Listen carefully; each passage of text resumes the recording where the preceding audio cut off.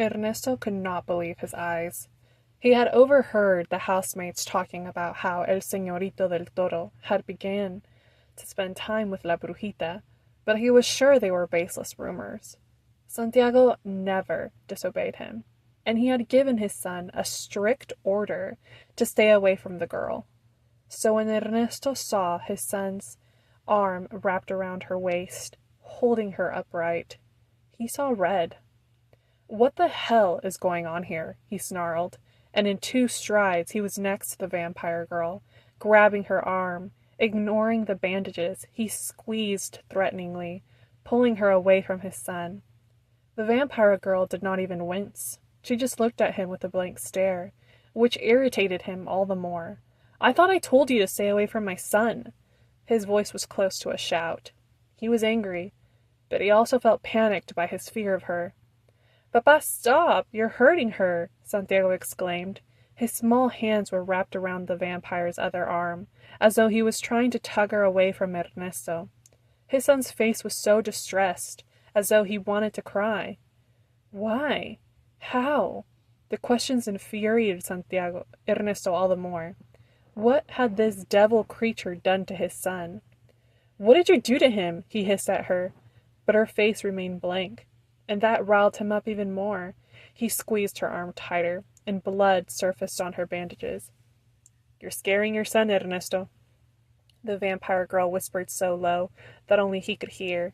The fury exploded within him, and he lifted a hand, wanting to slap that cold expression off her face, when suddenly a strong hand grabbed his wrist. "Let go of her, Ernesto. Now," Javier said, his voice steady but dangerous. Ernesto released his grip on the vampire girl, and as he did, he felt his father wrap an arm around his neck. "Let's go speak in my office," he said, and dragged Ernesto away.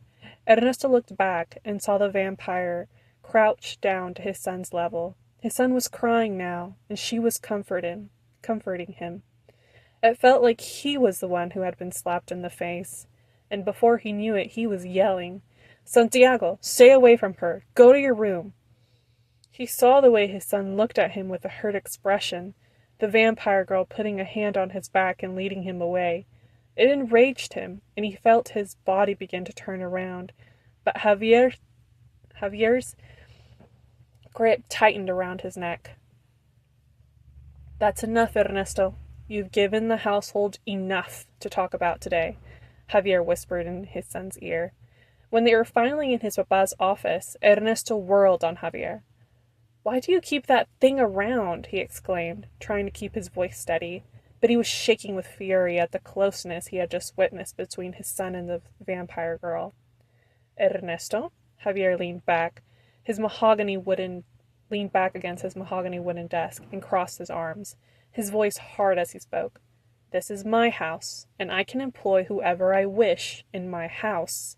If you don't like it, there's the door."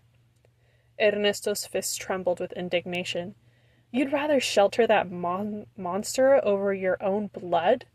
The anger in Ernesto's voice was poisonous. "Isabella was right about you. You truly are rotten." He spat the word with such malice. Javier chuckled at this.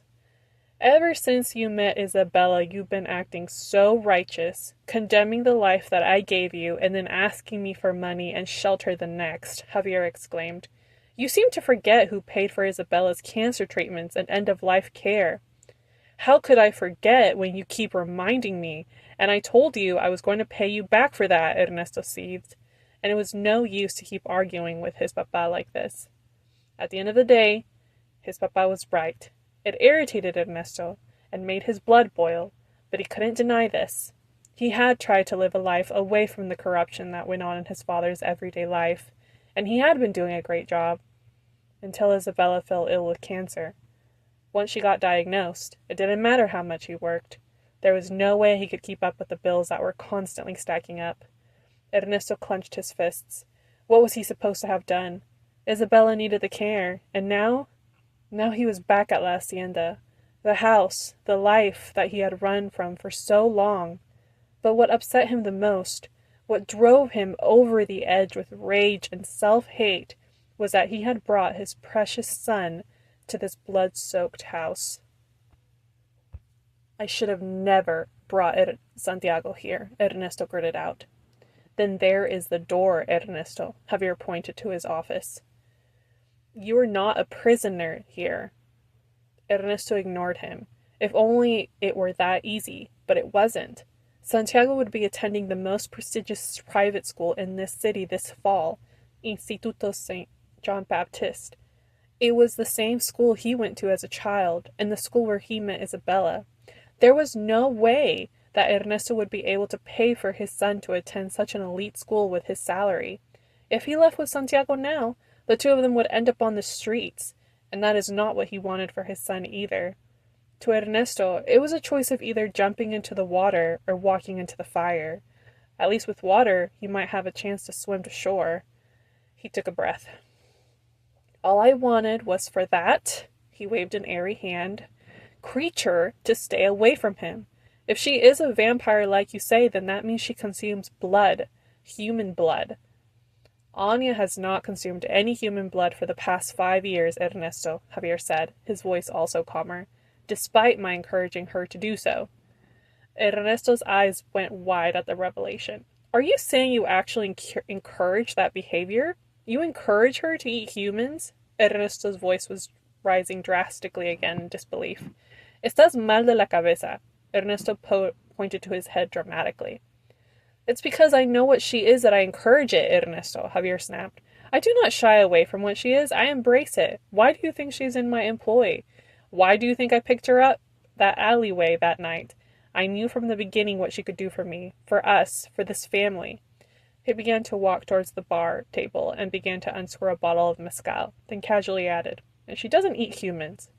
Are you serious? Ernesto spat, not believing that his papá was trying to defend the consumption of human blood. Esto no es de Dios. He shook his head. You're going to hell for keeping that thing around. Ay, Ernesto. His papa furrowed his own eyebrows in annoyance at his son's word. You're also more naive than I thought if you think we could have achieved all this. He lifted his hands to gesture his surroundings in the most corrupt country without ruling with an iron fist. He poured himself a shot of mezcal and then took a sip, then coolly added, Plus, I've given up all my chances of meeting with the Redeemer. Ernesto sighed, feeling some of the tenseness evaporate from his body. He was still angry, but he also knew what his papa was saying was true. Ernesto had never been able to... Ernesto himself had been set to inherit this chaos that his papa had gotten into, and he wondered if he had never met Isabella, would he have reacted the same way to finding a vampire in the snow? Would he too have taken her in, domesticated her, and made her a tool in his war for power? Ernesto opened his mouth to say what was truly bothering him. I do not want this life for Santiago. I never have, and neither did Isabella, Ernesto said tiredly. I am fully aware of that. After all, isn't that why you left all those years ago? Javier snapped. But before Ernesto could rebut him, he continued in a softer manner. It was never my intention to bring the boy into the affairs of our business, and, Javier cut his son off, you need to understand that Anya befriending Santiago is nothing more than a lonely boy seeking comfort in the arms of a beautiful young girl. Ernesto chuckled cruelly. I can assure you, whatever was going on with my son and that vampire, it ends today. Good luck with that, Javier smiled, taking another sip of his mezcal. The way he chases her all around La Hacienda and clung to her when you were hurting her, I think he's head over here for the girl already, don't you? The shock at his father's insinuation made Ernesto feel sick to his stomach. He pointed a finger at his papa. Don't you dare insinuate that. Ernesto couldn't even finish the sentence. He said again weakly this time, Esto sí no es de Dios. And a sure way to send my son's soul to hell, he thought. I'm just calling it how I see it. Javier's smile was still plastered on his face. Go ahead and speak with the boy, but do not count on my support any longer. I'm too old to be meddling in the affairs of children. Fine, Ernesto grumbled, and began making his way towards the door. His hand was just about to turn the doorknob when his father spoke again. And Ernesto paused and turned to his father, who was taking another sip of the mezcal, but his eyes had turned dangerous. Don't ever lay hands on Anya like that again. Is that clear? Ernesto's eyes broadened at his papa's words, and he slammed the door behind him hard. It took Ernesto a couple of hours to calm down. The whole altercation had made him absolutely furious. He could not believe his papa. The man keeps a monster in the house, and then turns around and threatens his own child? He shook his head in disbelief. He remembered how he used to admire his papa's strength when he was small, how he used to think his papa was the smartest man in the world. He realized now how wrong he had been. And it was clear now that the vampire had wrapped her tiny porcelain finger, had his papa wrapped around her tiny porcelain finger. How had she done it? Ernesto didn't know. His closest theory was that she had bitten him, and he was now her stupid minion of darkness. Santiago's sweet childlike face flashed before his eyes. He clenched his fist. That vampire was a fool if she thought she would be able to do the same to his son. Not under his watch. Taking a few more breaths, he marched up to his son's bedroom. He would be putting an end to this once and for all. Santiago, he knocked on the door and tried to make his voice steady. There was no response, and Ernesto went ahead and opened the door. On the bed, holding a stuffed animal in his hands, sat Santiago. The plush toy was in the shape of a horse. The moment Ernesto realized what it was, he felt every ounce of anger vanish from his body. Isabella had given Santiago that plushie when he was 5, and he carried it around everywhere until a couple of years ago. Santiago must have found it while he was unpacking his boxes. Santiago, Ernesto said softly, taking a seat next to his son on the bed. Santiago did not look up at him. He just continued caressing the stuffed animal in his fingers, and Ernesto knew he was upset. Santiago, listen to me. There is a reason why. You hurt her. Santiago cut him off, his voice quiet. Ernesto's eyebrows furrowed in confusion. Perdón? You hurt her. You grabbed her arm so hard that she started bleeding, Santiago cried. This time he turned to look at Ernesto, his eyes red and puffy from crying, his face twisted in pain. I told you to stop, but you didn't listen. You hurt her, Santiago accused. Ernesto felt attacked. Santiago never spoke to him like this. He didn't even feel like he could apologize because he honestly wasn't sorry. She was a vampire. But of course he couldn't tell his son that. So he just said the best thing he could think of. Santiago, you don't understand, he began, and tried to reach a hand out to his son, only to be cut off by Santiago again. No, you don't understand, Santiago exclaimed, and he was standing now, his body hovering over Ernesto's, who was sitting on the bed. Mama dies, and you decide to move us. You don't even ask me, you just do it, and suddenly I'm in this big house, away from my friends, with people I don't know who whisper about me all the time, and you're never home. Santiago was yelling now, clutching the stuffed horse tightly in his hands. Santiago, Ernesto whispered, shocked at his son's outburst. I know you told me to stay away from Anya, and I know I disobeyed you, Santiago said, his voice shaking, but she is the only friend I have in this place, and she is kind, Papa. She is nothing like you said, so please. Santiago's golden brown eyes were full of pain as he uttered the words. Do not tell me to stay away from her, when she's the only friend I have here. Ernesto was too stunned to speak. He was feeling so many things at the moment that he was struggling to find which one to focus on. He felt surprised at hearing his son's confession, then guilty because, of course, the poor boy was feeling lonely all this time. Ernesto and Isabella had built a comfortable and cozy life for themselves at that small house near the lake. It was nothing as luxurious as this, but it was warm and bright.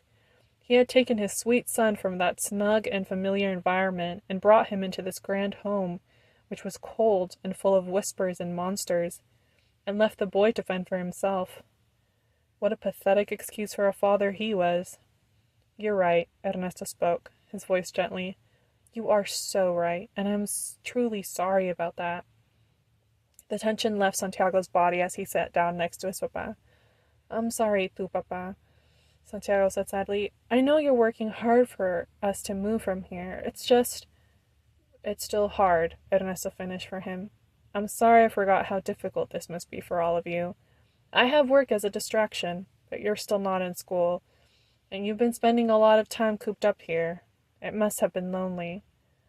Anya's making it better, Santiago said quietly. She listens to my stories, and we play games. It's been fun. Ernesto tried not to wince his pain as he heard the vampire's name spoken from his son's mouth. As much as this developing friendship between them bothered him, seeing his son in pain this way was a million times worse. Ernesto realized that he could not say the words he came here to say, and instead he sighed and said, "Está bien. You can continue to see Anya," the name making his skin crawl. "Just promise me that when you start school in the fall, you'll try to make other friends too." He put a hand on his son's sunshine blonde hair, ruffling it a bit.